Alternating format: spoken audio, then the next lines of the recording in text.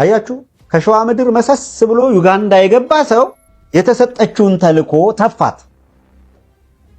ማንና ማን እንዳይገናኙ አይ እዛ ሂዶ ከነዘመነ ለመዋጋት ኃይል የለኝም ስላለ ይጃሎጋም ስላለ ማስረሻና እስክንድር ተጣሉ የሚል ሪቶሪክ ሸዋ ቁጭ ብለን እስክንድርን ሰልለናል ካሉ ወሮ በሎች አንደበት ነበር የወጣው።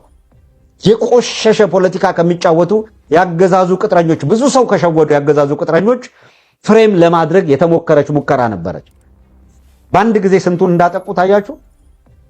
በአንድ በኩል አርበኛ እስክንድርና አርበኛ ዘመነ ካሴ አፋሃድና አፋባሃ መነጋገር ጀምረዋል ስለተባለ በማስረሻ በኩል እኮ ሊያስገድልህ ነበር በሚል በአርበኛና ዘመነና በአርበኛ እስክንድር መካከል የተጀመሩ ንግግሮች እንዲቋረጡ ነበረ ጫውታዋ። አያችሁ ከሸዋ ምድር መሰስ ብሎ ዩጋንዳ የገባ ሰው የተሰጠችውን ተልኮ ተፋት።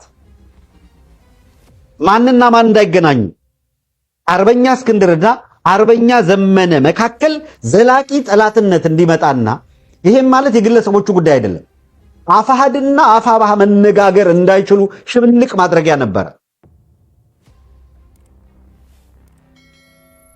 እንዲህ ያለውን የተዋረደ ነውረኛ ከፋፋይ ድርጊት እርስ በራስ አጋዳይ ድርጊት ህብረተሰቡ ናቀው፣ ድሮፕ አድርጎ አንዱም ሰው አልገዛውም፣ ነገሩን ተወው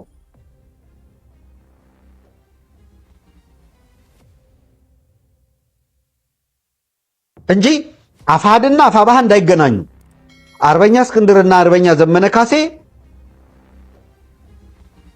የሚገዳደሉ አድርጎ እስከ መጨረሻው በመሃላቸው ግንብ እንዲኖር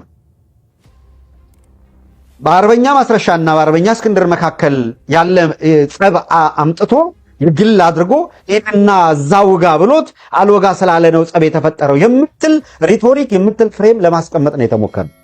ይሄን ሲያደርጉ የነበሩት የአማራን ህዝብ ትግል እየታገልን ነው ለአማራ ነው የሚሉ እያንዳንዳችን ጀውደውናል እኮ እንዴት እንደተጫወቱ። አገዛዙ በጣም የሚደነቀው እንዴት አድርጎ በምን መንገድ እንዴት አግኝቶ ምን አድርጎ በምን ብላክሜል አድርጎ እንደሚያስገርዳቸው በቃ በፍጹም ለማመን ይቸግራል። ምንድነው የያዘባቸው? ያው ሲርመጠመጡ የሆነ ነገር ይያዝባቸዋል።